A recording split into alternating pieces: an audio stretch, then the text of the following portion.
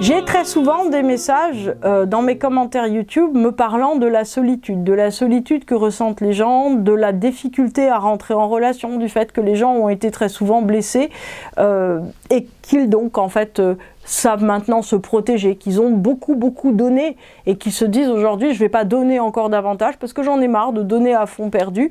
Donc ils trouvent une solution, cette solution j'allais dire est toujours la même, la solution c'est de se recentrer sur soi, c'est de s'occuper de soi, c'est de penser à soi. Ce n'est pas une solution. Pourquoi c'est pas une solution? On n'a qu'à regarder comment pousse une plante pour comprendre. Hein. Une plante, elle a besoin d'un sol dans lequel s'ancrer. Nous aussi, en fait, on a besoin, si vous voulez, d'un ancrage, on a besoin de racines, on a besoin en fait de se nourrir d'une matière qui est beaucoup plus d'une certaine manière brute, mais qui va créer, on va dire, toute la bonne petite sève de la fleur. Après, ça suffit pas. On a en plus besoin de la pluie, hein, de la pluie. Donc en fait, on a besoin des émotions. On a besoin en fait de se nourrir des émotions qui vont nous rendre plus fortes, qui vont être difficiles. Effectivement, une fleur qui se prend de la pluie, elle va se coucher. C'est assez compliqué, mais en même temps, si on n'a pas d'eau, en fait, on meurt. Donc on a besoin de ressentir des choses, c'est-à-dire qu'on a besoin d'aimer, on a besoin de pleurer, on a besoin de sentir.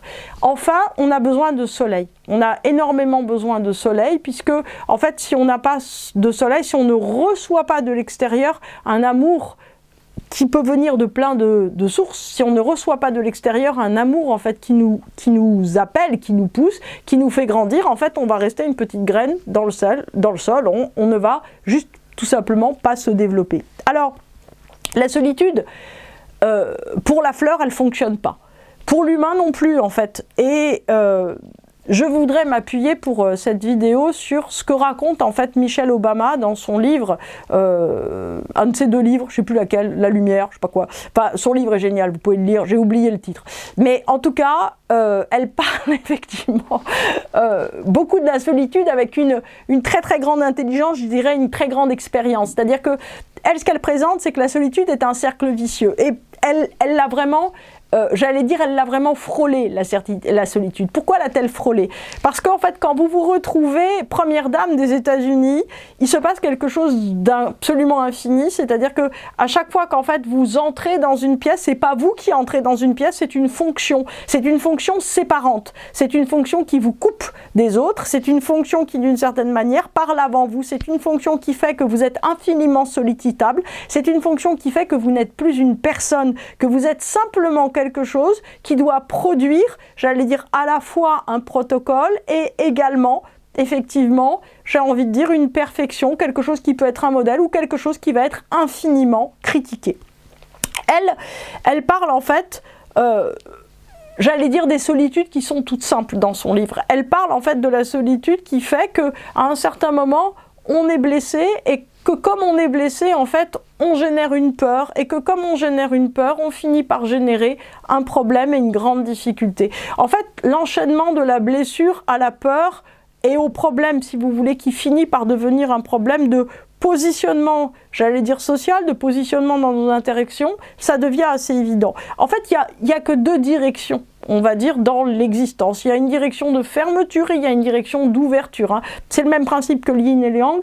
D'une certaine façon, il n'y a pas d'autre possibilité. C'est-à-dire que soit, au fond, vous décidez à un certain moment de redonner une chance à la vie. Pourquoi? Parce que la personne qui va être en face de vous, c'est pas celle qui forcément vous a blessé, ça sera une autre. Alors elle peut peut-être lui ressembler ou pas.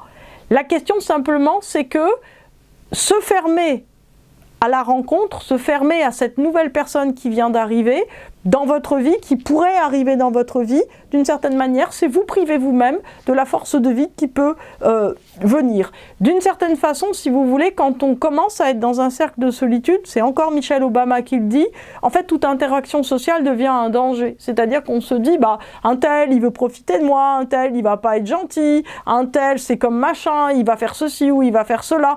Et à un certain moment, d'une certaine façon, nous-mêmes, en fait, on se met à répéter, j'allais dire, le conditionnement par lequel on a été déçu. C'est-à-dire qu'en fait, quelle que soit la situation, on répète le scénario selon lequel on a été déçu. En vérité, la seule solution pour devenir beaucoup plus fort de manière générale dans la vie, c'est de rester ouvert à la possibilité, on va dire, des bons moments, des bonnes personnes. Si on est ouvert, en fait, on ne va pas demander à une seule source de nous répondre. La grosse difficulté, si vous voulez, sur Terre, c'est qu'en général, on jette notre dévolu, quel que soit notre âge, quelle que soit notre religion, quel que soit notre pays, on jette notre dévolu sur un nombre limité de personnes, voire sur une seule personne, qui, évidemment, ne peut pas répondre à nos besoins. Une personne ne peut jamais répondre à nos besoins. Une relation est limitée, que ce soit celle que vous entretenez avec votre grand amour ou avec vos enfants ou même avec votre chat, ce qui peut être beaucoup plus étonnant. Une relation est limitée, c'est-à-dire qu'il y a toujours un moment où il va y avoir un déphasage temporel, il va y avoir un déphasage de réponse, il va y avoir un déphasage relationnel qui va faire que cette relation deviendra décevante. La relation, elle est décevante par nature. C'est très important ça, la relation elle est décevante par nature. Elle n'est pas décevante parce que monsieur ou madame en face de vous, votre meilleur ami ou l'homme ou la femme que vous aimez est décevant. La relation est décevante par nature. Pourquoi? Parce qu'on ne peut pas demander à quelqu'un de nous donner ce qu'on va trouver en nous-mêmes. En fait, une personne n'est qu'une occasion de réveiller ce qu'on est capable de donner. Donc en fait, toute relation nous permet une chose particulière, ça nous permet de donner plus. Plus vous avez d'amis, plus vous êtes généreux, plus vous donnez d'amour, plus des gens tout à fait différents vont vous aimer, plus vous serez quelqu'un d'aimable, plus vous serez quelqu'un d'équilibré. D'une certaine façon, ce qui s'ajoute à ça, c'est que comment, en fait, on a grandi notre vision du monde? Comment on arrive à cesser avec nos conditionnements de tourner dans notre tête, etc. C'est pas que les stages de développement personnel. Il y en a des très bons, c'est pas la question. Mais c'est pas ça qui va faire la différence. La différence, c'est d'accepter d'autres visions du monde que la vôtre. Ça veut dire quoi? Ça veut dire que vous discutez avec un ami, vous discutez avec votre conjoint, vous discutez avec quelqu'un de votre famille. En vérité, la personne, à un certain moment, aura un point de vue différent que le vôtre. À un certain moment, vous allez blesser cette personne va vous blesser. C'est la richesse, c'est pas un problème. Le problème, en fait, c'est d'être limité à notre seule vision du monde et d'être tellement fragile que de se dire, eh ben, en fait, voilà, ma vision du monde est la bonne, et cette vision du monde, si en fait on la partage pas, eh ben, en fait, on va rompre la relation tellement, en fait, on est horrifié, tellement on est frustré, tellement on est malheureux de ne pas pouvoir être en face tout le temps. Mais, en fait, on n'a pas raison. Ce qui est, d'une certaine manière, absolument précieux, c'est la multitude des points de vue qui vont être tous ensemble pour regarder une situation et non pas notre unique vision. Même si, en tant que Capricorne, j'ai envie de vous dire, forcément, j'ai raison. Bon, alors, ce qui est important également, c'est d'arriver à comprendre que ce qui va dynamiser une relation, et c'est encore Michelle Obama, que décidément j'ai beaucoup apprécié, dit dans son livre, c'est que, au fond, quand vous accueillez quelqu'un dans votre vie, elle parle pour ses amis de l'accueil à la table. Alors c'est une très jolie métaphore parce que, en fait, quand on invite des gens à dîner, en général, on leur sert pas des baies ou des arêtes, hein. On essaie de les accueillir, c'est-à-dire qu'on essaye, avec nos moyens, avec ce qu'on sait faire, de leur donner, de les accueillir le mieux possible, de leur faire plaisir. En fait, quand on accueille quelqu'un dans notre vie, c'est un peu comme si on l'accueille à notre table. Si vous avez envie d'avoir des gens dans votre vie, ne vous demandez pas ce qu'ils vont vous apporter. Demandez-vous comment vous allez les accueillir, comment vous allez les protéger, comment vous allez les aimer, comment vous allez faire qu'ils se sentent bien.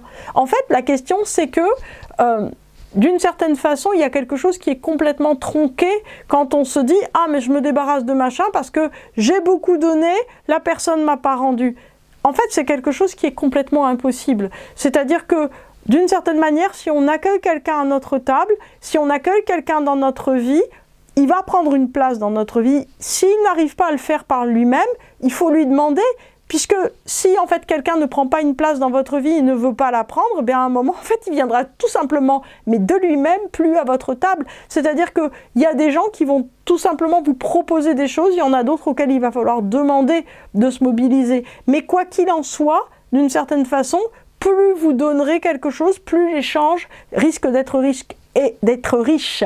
Et quoi qu'il en soit, ce qui est certain, c'est que, en fait, on va mourir complètement asphyxié sans relation, comme la petite fleur, c'est-à-dire qu'il est tout simplement, en tant qu'être humain, impossible de vivre sans des gens qui vous aiment et des gens à aimer.